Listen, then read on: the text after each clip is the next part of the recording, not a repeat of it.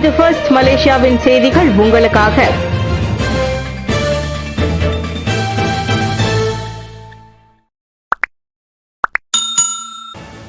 கழுத்தறுத்து கொலை, சிரம்பானில் ஆடவரின் சடலம் புதரில் கண்டெடுப்பு.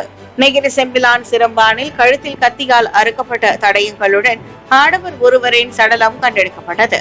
Jalan Seremban Port Dickson சாலையின் 10வது கிலோமீட்டருக்கு அருகே பேருந்துக்கு காத்திருக்கும் இடத்தில் புதரில் சனிக்கிழமை காலை 9:20 மணிக்கு அச்சடலம் கண்டெடுக்கப்பட்டது.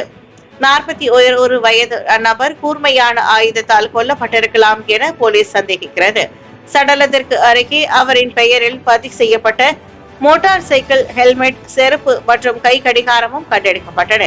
எனினும் தனிப்பட்ட ஆவணங்கள் எதுவும் காணப்படவில்லை. கழுத்தில் ஏற்பட்ட காயத்திலே அந்நபர் உயிரிழந்தது சவ பரிசோதனையிலும் உறுதி செய்யப்பட்டது. அச்சம்பவம் குறித்து தகவல் தெரிந்தோர் அருகில் உள்ள போலீஸ் நிலையங்களை தொடர்பு கொண்டு விசாரணைக்கு உதவும்படி போலீஸ் கேட்டுக் கொண்டுள்ளது. ஏஐ தொழில்நுட்பம் தவறாக பயன்படுத்தப்படுவதை தடுக்க புதிய சட்டம் தேவை. புகித் அமான். ஏஐ அதிநவீன தொழில்நுட்பத்தை கையாள மலேசிய பிரத்யேக சட்டத்தை கொண்டிருக்க வேண்டும். ஏஐயின் தவறான பயன்பாட்டால் டீப் ஃபேக் உள்ளிட்ட அச்சுறுத்தல்கள் அதிகரித்து வருவதால் அந்த பிரத்யேக சட்டம் அவசியமாவதாக புகித் அமான் வர்த்தக குற்றப்புலனாய்வு துறையின் இயக்குனர் டத்தஸ்ரீ ரம்லி முகமது யூசுப் தெரிவித்தார். இன்னொருவரின் உடலோடு வேறொருவரின் முகத்தை சூப்பர் இம்போசிங் முறையில் ஒட்ட வைத்து தவறான நோக்கங்களுக்காகவும் மோசடிக்காகவும் டீப் ஃபேக் பயன்படுத்தப்பட்டு வருவது உலக அளவில் பெரும் சவாலாக உருவெடுத்துள்ளது. குறிப்பாக நாட்டின் அரசியல் விவகாரங்கள், வங்கியியல் துறை, கலை, பொழுதுபோக்கு துறையில் அது பாதிப்பை ஏற்படுத்தலாம் என அவர் சொன்னார். அதனை கையாள உலக நாடுகள் தீவிர நடவடிக்கை எடுத்து வருவதாக டத்தஸ்ரீ ரம்லி கூறினார். ஆனால் ஒன்று மட்டும் உறுதி, அதாவது அதனை கட்டுப்படுத்த நடப்பில் உள்ள சட்டத்திட்டங்கள் போதாது என்றார் அவர். ஐரோப்பிய ஒன்றியத்தை எடுத்துக்கொண்டால் ஏஐக்கென அவர்கள் புதிய சட்டத்தை உருவாக்கிவிட்டார்கள். எனவே இங்கும் அத்தகைய சட்டத்தை இயற்றுவது குறித்து சம்பந்தப்பட்ட தரப்புகள் தீவிரமாக யோசித்து வருவதாக ரம்லி கூறினார். குவாலகுபு பாரு இடைத்தேர்தலில் மாய்கா பிரச்சாரத்தில் இறங்கும் பிரதமர் தகவல். ஸ்லாங்கூர் குவாலகுபு பாரு சட்டமன்ற இடைத்தேர்தலில் ஒற்றுமை அரசாங்கத்தின் வேட்பாளரை ஆதரித்து மாய்கா கண்டிப்பாக பிரச்சாரத்தில் இறங்கும். அக்கட்சியின் தலைவர் தான் ஸ்ரீ எஸ். விக்னேஸ்வரன் தம்மிடம் அந்த உத்தரவாதத்தை வழங்கி இருப்பதாக பிரதமர் டத்தஸ்ரீ அன்வார் இப்ராஹிம் தெரிவித்துள்ளார். எனவே தேசிய முன்னணி அல்லாத வேட்பாளர் களம் இறக்கப்பட்டால் மாய்கா அவ்விட தேர்தலில் உழைக்காது என வெளியான தகவல்களில் உண்மை இல்லை என பாகிஸ்தான் ஹரப்பான் தலைவருமான அன்வார் கூறியுள்ளார். டிஏபியை சேர்ந்த குவாலகுபு பாரு சட்டமன்ற உறுப்பினர் லீ கி ஹியாங் புற்றுநோய் காரணமாக மார்ச் 21ஆம் தேதி காலமானதை அடுத்து அங்கு இடைத்தேர்தல் அறிவிக்கப்பட்டது. தேசிய முன்னணி அத்தொகுதியை கேட்காது, மாறாக டிஏபிஏ அத்தொகுதியை தக்க வைத்துக் கொள்ள போட்டியிட வழிவிடும் என பாரிசான் தலைவர் டத்தஸ்ரீ அகமது சாஹித் ஹமிதி கூறியிருந்தார். இந்நிலையில் பிஎன் போட்டியிடாததால் மாய்கா பிரச்சாரத்தில் இறங்காது என அதன் தலைமைத்துவம் கூறியதாக செய்திகள் வெளியாகி பரபரப்பை ஏற்படுத்தின. பாரிசானின் மற்றொரு முக்கிய உறுப்பு கட்சியான எம்சிஏவும் அதே நிலைப்பாட்டை எடுத்திருப்பதாக அறிவித்ததை அடுத்து ஒற்றுமை அரசாங்க கூட்டணியில் சலசலப்பு ஏற்பட்டது. எனினும் தற்போது பிரதமரின் அறிவிப்பு மாய்கா தொடர்பான வதந்திகளுக்கு முற்றுப்புள்ளி வைத்துள்ளது என அரசியல் பார்வையாளர்கள் கருத்து வெளியிட்டுள்ளனர். 13 வயதுக்கு கீழ்ப்பட்ட சிறார்களுக்கு சமூக ஊடக கணக்கு இருக்கக்கூடாது. பெற்றோர்களுக்கு எம்சிஎம்சி எச்சரிக்கை. 13 வயதுக்கு கீழ்ப்பட்ட பிள்ளைகள் எந்த ஒரு சமூக ஊடக கணக்கையும் கொண்டிருக்காததை பெற்றோர்கள் உறுதி செய்ய வேண்டும் என நினைவுறுத்தப்பட்டுள்ளது. சமூக ஊடக பயன்பாடு அவர்களுக்கு சற்றும் உகந்தது அல்ல என தொடர்பு மற்றும் பல்லூடக ஆணையம் எம்சிஎம்சி கருதுவதாக தொடர்புத்துறை அமைச்சர் ஃபாமி பாட்செல் கூறினார். பெரும்பாலான சமூக ஊடகங்களும் அவ்வயதினர் கணக்கு வைத்திருப்பதற்கு அனுமதிக்கவில்லை. எனவே டிக்டாக், பேஸ்புக், இன்ஸ்டாகிராம் என எதுவாகினும் 13 வயதுக்கு கீழ்ப்பட்ட பிள்ளைகள் அதில் கணக்கு வைத்திருக்க கூடாது. அவர்களுக்காக பெற்றோர்களும் கணக்கை திறந்து உதவக்கூடாது என ஃபாமி எச்சரித்தார். ஒருவேளை பிள்ளைகள் சமூக ஊடக கணக்கை கொண்டிருந்தால் அது குறித்து எம்சிஎம்சியிடம் பெற்றோர்கள் புகார் அளிக்க வேண்டும். அடுத்த நிமிடம் சம்பந்தப்பட்ட கணக்குகள் முடக்கப்படும் என ஃபாமி சொன்னார்.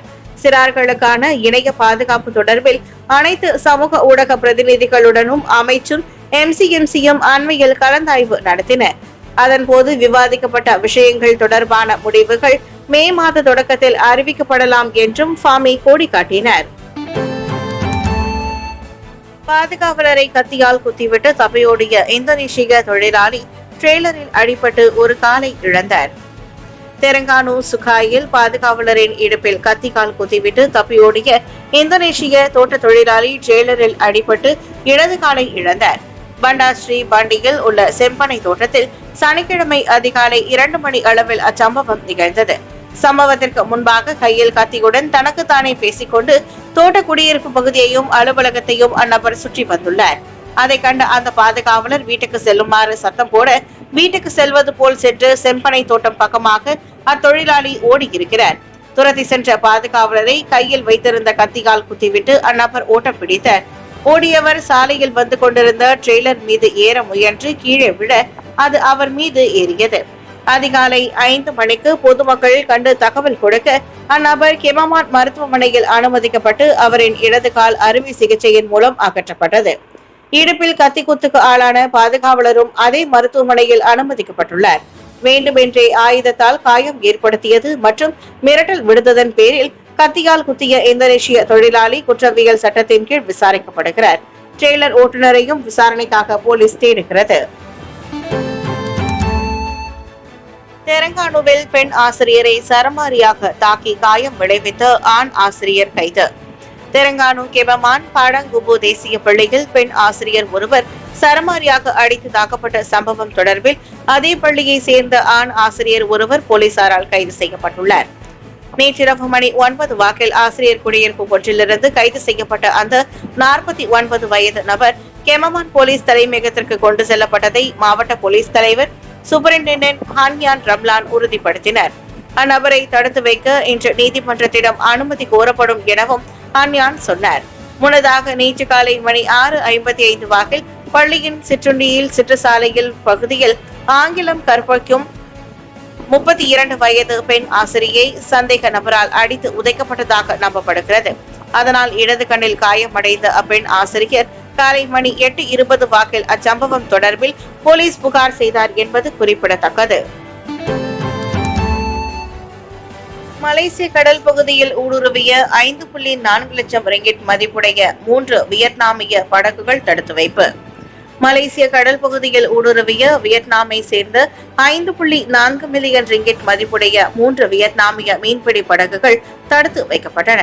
பாசிர் புதே தோக் பாலியில் இருந்து 124 கடல் மைல் முதல் 135 கடல் மைல் பகுதியில் அந்த 3 படகுகளை மலேசிய கடல் அமலாக்க நிறுவனம் தடுத்து நிறுத்தியுள்ளது.